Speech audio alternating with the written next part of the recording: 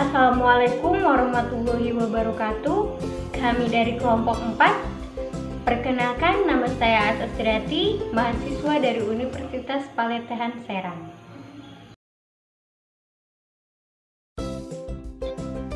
Hai, Assalamualaikum warahmatullahi wabarakatuh. Perkenalkan, nama saya Ain Nur Seha, saya mahasiswi dari Universitas Paletehan Serang.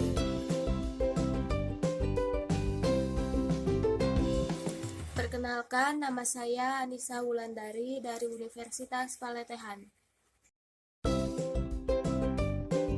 Saya Asis Sulastri, saya dari Universitas Paletehan.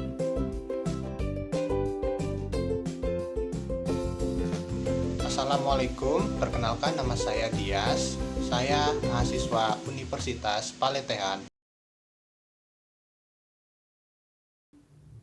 Halo semuanya, saya Widiatul Amalia dari kelompok 4.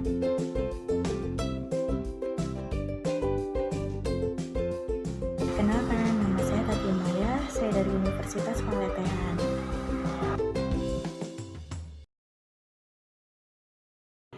Harga diri rendah situasional. Apa sih harga diri rendah itu? Menurut kalian 2006, harga diri rendah adalah perasaan tidak berharga atau tidak berarti dan rendah diri yang berkepanjangan akibat evaluasi negatif terhadap diri sendiri dan kemampuan diri. Bagaimana sih gambaran harga diri rendah itu? Jadi, harga diri rendah dapat digambarkan sebagai perasaan negatif terhadap diri sendiri, seperti hilangnya percaya diri dan hilangnya harga diri.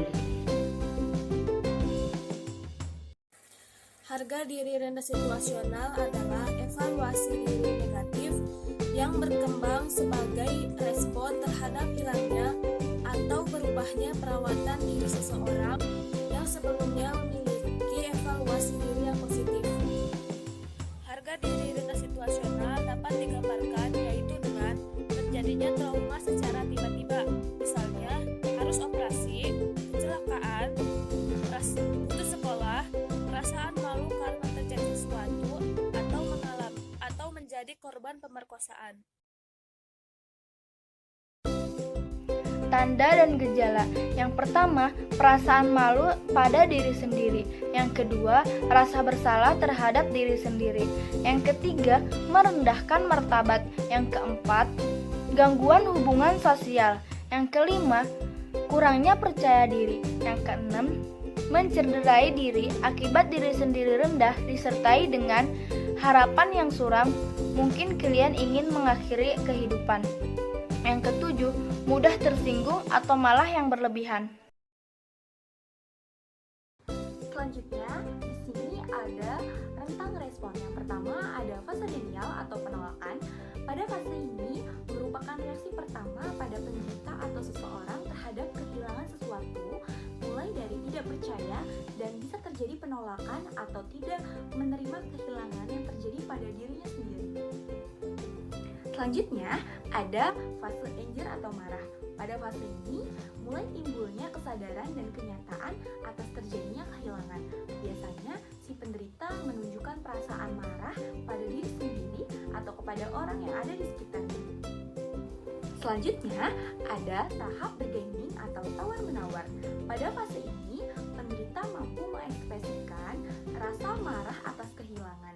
Biasanya, jika sudah berada pada fase ini, akan berlanjut pada tahap tawar-menawar.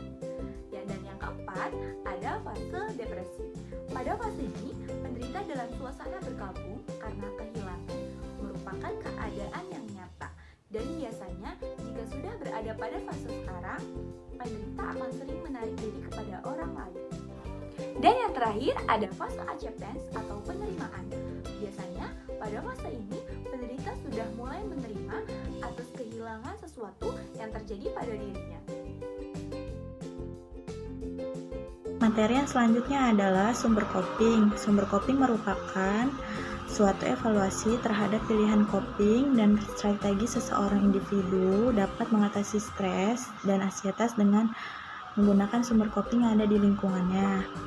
Sumber coping tersebut dijadikan sebagai modal untuk menyelesaikan masalah. Dan di sini ada mekanisme coping. Mekanisme coping pada gangguan konsep diri dibagi menjadi dua. yaitu coping jarak pendek dan coping jarak jauh. Coping jangka panjang adalah penutupan identitas prematur yang diinginkan oleh orang yang penting bagi individu tersebut. Dan identitas negatif dengan mengonsumsi identitas yang tidak wajar untuk dapat diterima oleh nilai dan harapan masyarakat. Coping jangka pendek terbagi menjadi 4 bagian. Yang pertama, aktivitas yang memberi pelarian sementara dari krisis, contohnya seperti pemakaian obat. Yang kedua, aktivitas yang memberi kehidupan. Yang ketiga, aktivitas yang memberi kesempatan mengganti identitas sementara. Dan yang keempat, aktivitas yang memberikan kekuatan atau dukungan sementara terhadap konsep diri. Kesimpulan. Jadi, harga diri rendah menurut Kelly 2006 yaitu perasaan tidak berharga dan rendah diri yang berkepanjangan akibat evaluasi negatif terhadap diri sendiri dan kemampuan diri. Tanda gejala harga diri rendah yaitu perasaan malu pada diri sendiri, rasa bersalah terhadap diri sendiri, percaya diri kurang, mudah tersinggung, atau marah yang berlebihan. Rentang respon harga diri rendah ada 5. Yang pertama yaitu denial atau penolakan. Yang kedua, anger atau marah. Yang ketiga, bargaining atau tawar-menawar. Yang keempat, depresi. Yang kelima, acceptance atau penerimaan. Mekanisme coping pada gangguan harga diri rendah dibagi menjadi 2, yaitu coping jangka panjang dan coping jangka pendek. Terima kasih, jaga selalu kesehatan, stay at home. Assalamualaikum warahmatullahi wabarakatuh.